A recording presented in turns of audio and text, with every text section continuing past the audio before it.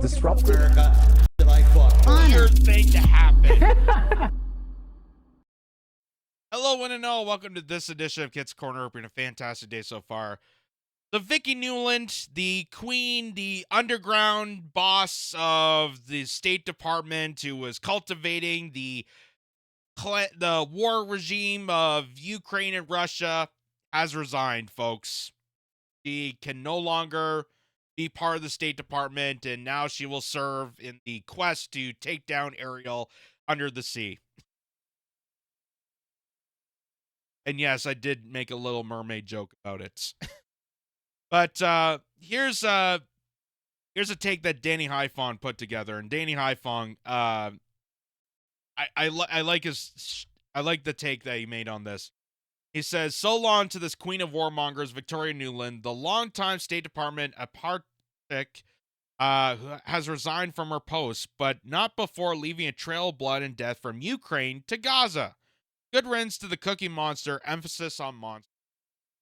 And you remember that just recently we covered Vicky Nuland going on to CNN basically pleading because they are on their last resort, they're on their last pedestal to try to bargain with people on why we need to siphon more of the economy in America and all around the world into this bloodshed disaster of Ukraine. How we need to pledge more time, energy, and effort that's already been wasted, that's already been catastrophically damaging more into Ukraine. And the fact that they had to bring Victoria Nuland down from the basement onto CNN and plead with its viewers just shows how gut-wrenchingly desperate they are. They are so desperate, they're so dire need that they really just they're on their knees begging for people to stick around for the war machine.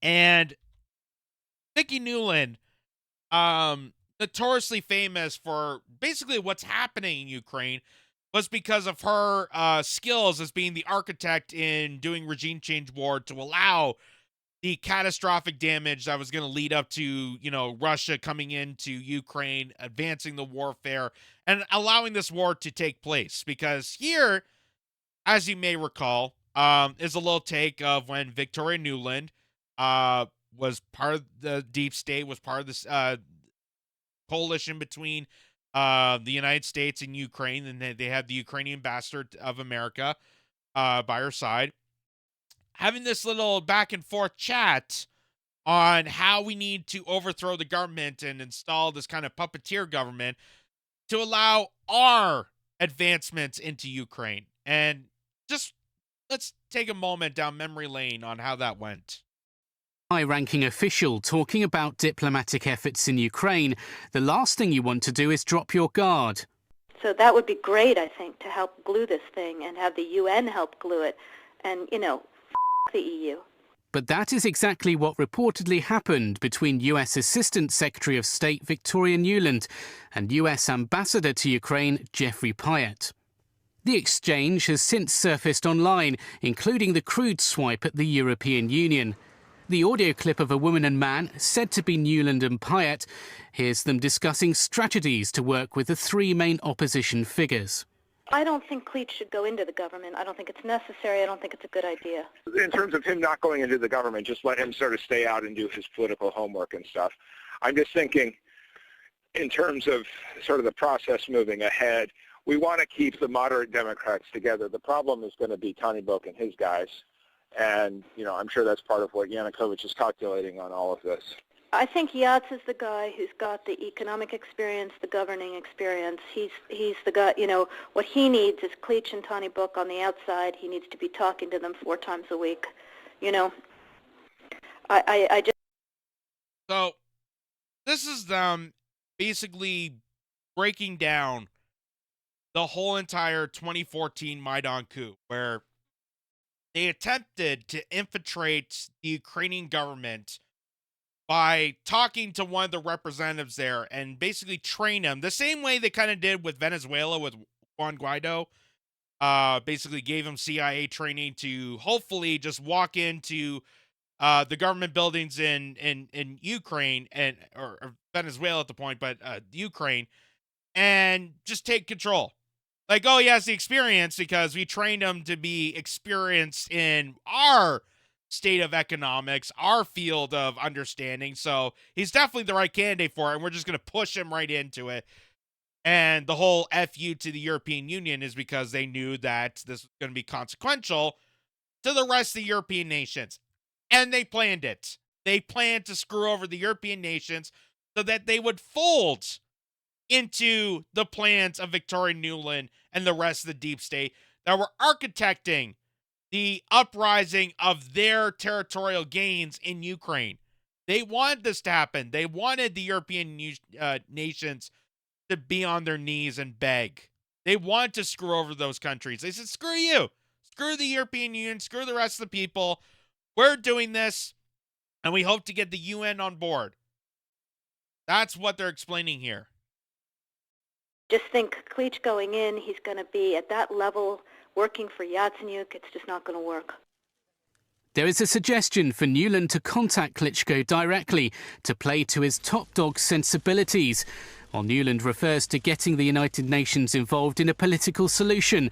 And that's where the unfortunate comment arises. I'm obviously not going to comment on private diplomatic conversations, other than to say it was pretty impressive tradecraft. The audio was extremely clear. Hello, how are you? Good to see you.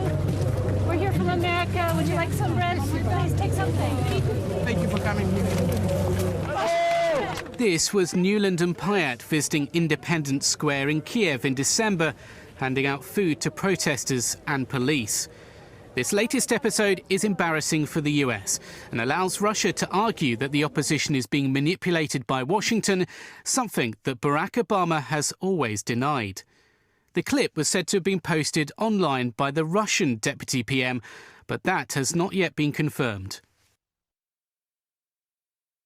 So that is one of the big career goals that Victoria Nuland basically successfully did, was overthrow the Ukrainian government, get involved into their democratic process to install a puppeteer government to allow for the rise of neo-Nazis, for the rise of military contractors to get involved, for, intelligence services to border bases in Ukraine, and allow for the eventual war that was going to happen. That's still continuing to happen. That we're still funding this war, this catastrophic, damaging war, this basically wiping out the entire nation. But it's okay because the president, Volodymyr Zelensky, has a bargaining deal. He keeps going on to, business partnering networks and doing the roundtables with BlackRock and Vanguard. They're just going to buy up the nation and turn it into some sort of tech utopian haven.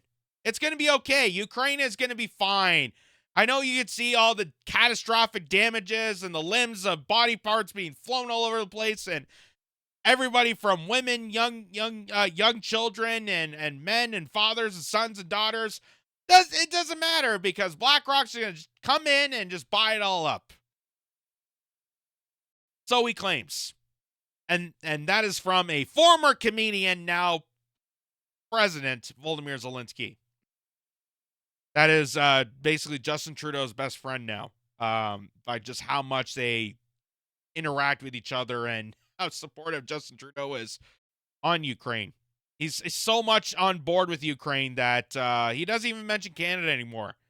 He doesn't mention a damn thing about Canadians, not even Ukrainian Canadians. It's just Ukraine. Well, you know who your Prime Minister of Canada, but anyway, that just shows what a shill he is. And here's just a clip of Victoria Nuland recently, still on the barge of this, McCarthy smear, red baiting. Very, very much so. We got feared people of Russia, fear-mongering, warmongering, continue on this catastrophic damaging. And I want to show this clip because it almost looks like damaging to herself. Like, the more she says these baseless lies, this counteractive argument of trying to get us more into warfare, it's almost taken apart on her physical self. And watch her face as she's trying to say this. It's like voodoo magic. Gain control of. So we are working with the Ukrainians on how they can prevent any of those research materials from falling into the hands of Russian forces should they approach. To It's like it's almost like she's blinking to the point of twitching. Like she's just like, I don't want.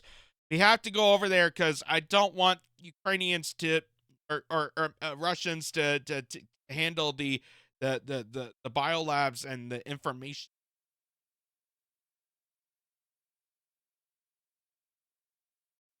Like, it's almost hurting her physical self to lie for the State Department.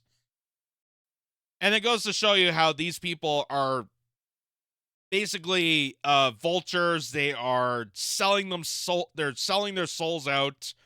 Any dignity, any respect, any sort of morals or sanity or values.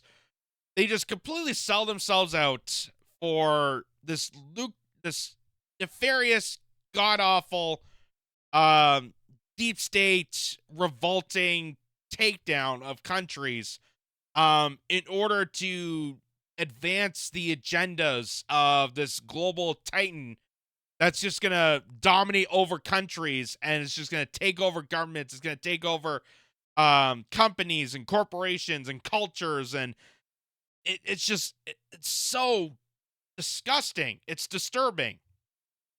It's just like it's almost like hurtful for them.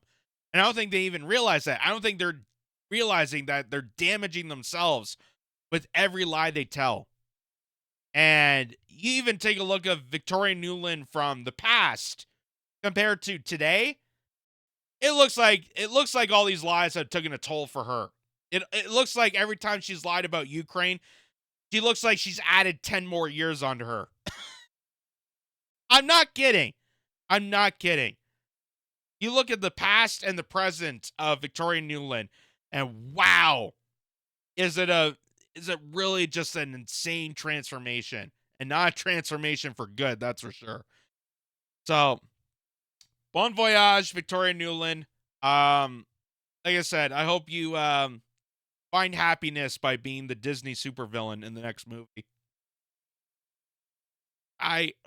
When you have the personality and skills like that, where else would you go?